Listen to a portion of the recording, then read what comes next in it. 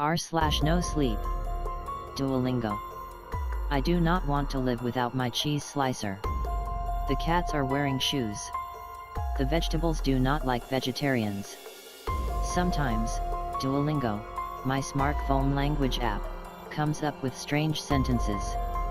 It always made me laugh. But, lately, there's been a weird glitch with the app. I've been refreshing my German. My mother is a retired German teacher, and spoke it to me growing up. However, now, at 29, after years of almost no contact after I got married, she says she's not homophobic, but gee, what a coincidence that she started acting distant after I married a woman, then finally somewhat patching things up. I have forgotten a lot. I don't want to lose my knowledge, and German can be useful for work. I decided to take the placement test, then start from the basics again. My understanding is great, but I can't spell and have little grasp of grammar or the gender of items. Everything in German has either a masculine, feminine, or neutral gender. It's a pain in der Arsch, I think it's called. Anyway, the weird glitch I have been experiencing has to do with the questions that require one to speak in the language being studied. The app works fine, as does my microphone. I get the answers right. But I don't think whatever the app is having me say is ordinary German. My skills might not be where they should be, but I know what German sounds like. This sounds similar, yet at the same time very different. It is written out in the same alphabet as German, but sounds older, rougher. I have recognized the word Valhalla a few times. The vowel sounds are different as well. My pronunciation is getting better, though. Still, this is confusing. I wrote a note to the app maintenance. Said, I think there's a problem with the German course. Some of the speaking practice questions aren't in German, but another language. Possibly Nordic in origin. And I sent them a screenshot of one such question. The response was quite quick. We didn't put that in there. Are you sure your app is up to date and you are not using a hacked version or playing a joke for the internet? I guess I should have waited until after April Fool's Day to send in the report of this weird glitch. But, since I don't want to lose my 268-day streak of practicing, and the rest of the program is fine, I have kept using Duolingo. However, I did send a screenshot and recording of the app pronouncing the weird words for me, to my brother, who has traveled a lot, and to a German professor at my former university, hoping he would share it around with professors from other languages as well. While I waited for responses and kept at it, weird things have happened. I mean, okay, global warming has been causing weird weather patterns lately, but whenever I practice outdoors, and say one of the weird phrases, I hear thunder or see lightning, and often, a storm starts soon after. If I am working on it while walking or working out, I seem to hear a second set of footsteps behind me. A separate breath. This was unnerving, of course. So I tried to stop using the app, though I mourned the loss of my by now 280-day streak. It didn't work.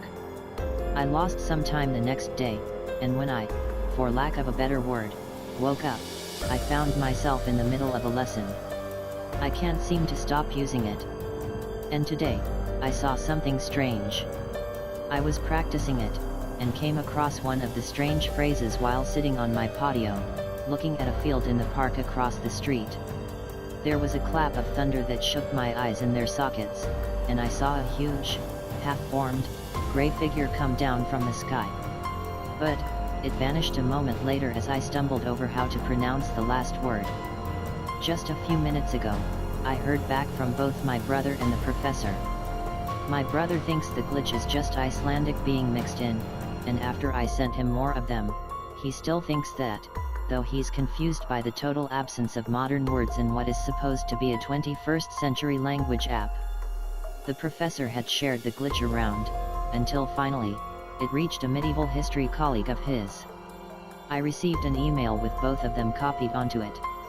It's Old Norse.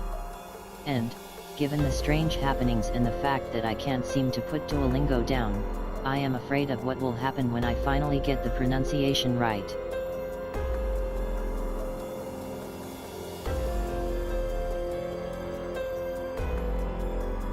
Some old people in my village have no fingers. If you were to ask them, they'll tell you the story of Bobo. Bobo was a cruel man, born with a black and twisted soul. But Bobo was also gifted. He was gifted with the love of all who saw his handsome face or heard his gentle voice. When he was young, he would steal gifts from his friends. Later, sometimes that same day, he'd show the stolen item to them, surrounded by his friends. When the victim voiced his villainy, Bobo would refute. "No. This is mine. You must be mistaken." His friends would trust him faster than a heartbeat and turn on the accuser. Poor old Bobo, constantly getting attacked. Why couldn't they leave him alone? This was Bobo's game in youth. As horrible as it was, as he got older, his games got messy. Bobo got bored. In the village he lived, very occasionally, a child would go missing. The next night their parents would be invited to dine at his mansion. They'd be served lavish meats, meticulously garnished and marinated. Midway through the meal, he'd tell them the truth.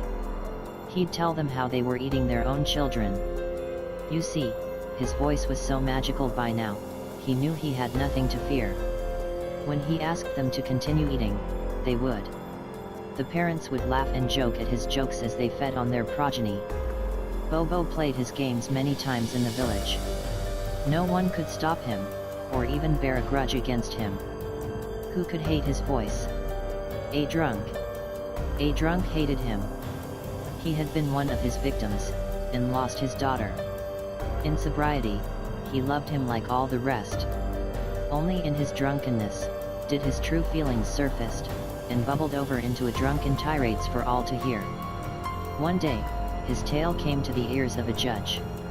The Red Judge of Paris. He must hang till death. Upon hearing this, the drunk sobered up and started sobbing and weeping, begging the judge for leniency for his daughter's murderer. Grabbing onto the judge's leg, he hollered, "Please. I swear my soul to you, spare him." "Fine. I promise. Bobo will not be arrested." With the drunk fell to the ground in relieved stupor, leaving the judge to think. The old judge knew arresting a man so charismatic would be impossible for him. That did not mean he'd forgotten, nor forgiven. Already, a plan for Bobo's punishment had formed. The judge visited the house of an old woman. She had been a seamstress in her younger days, now she lived alone in her hut at the edge of the great forest. The judge gave her instructions for the punishment and in return, gave her a single copper coin. "Take it as the soul of the drunkard. A sin coerced is a sin nonetheless." The woman swallowed the coin and gave the judge a smile, with her blackened teeth and brown gums, like gravestones in a cemetery. The judge did not return it. That night, when Bobo was in his bed, the window to his bedroom flew open. In crawled the old woman, on all fours, moving like a thing that forgot how the human body functioned. Bobo did not call for his guards, for he wasn't afraid. Instead, he begged with his beautiful voice and cried with his beautiful eyes for mercy. His voice did not work, for the woman was deaf. His looks did not work, for the woman was blind. His tears did not work, for the woman was a witch. The woman carried out her work, deforming his face with her thread and needle. She cut his tongue out with her scissors and finally, pressed her boiling hot iron against his scalp to leave him permanently bald. When morning came, his guards found a pool of blood, and the window open wide. Bobo had run away, from shame and horror at his new reflection. He wanders the forests now, with his disfigured form, cursed by the witch to live forever eternally hungry. His face, so ugly, it scares even the dogs away. This isn't his end. If you see his hunched figure, and blacked face among the trees, approaching you, you must run. For Bobo's magic still hasn't left him. His blue eyes are still charmed. If you let him get close enough to you, you will look into his eyes, and fall under his spell. You'll reach your hand to him. He'll bow down, and kiss your hand, like you were royalty. And one by one, he'll eat the fingers off your hand. For some reason, even when he can satisfy his hunger entirely, he never does. He'll just leave you, handicapped for the rest of your life. I think it's because, even in death, he wants to laugh at us.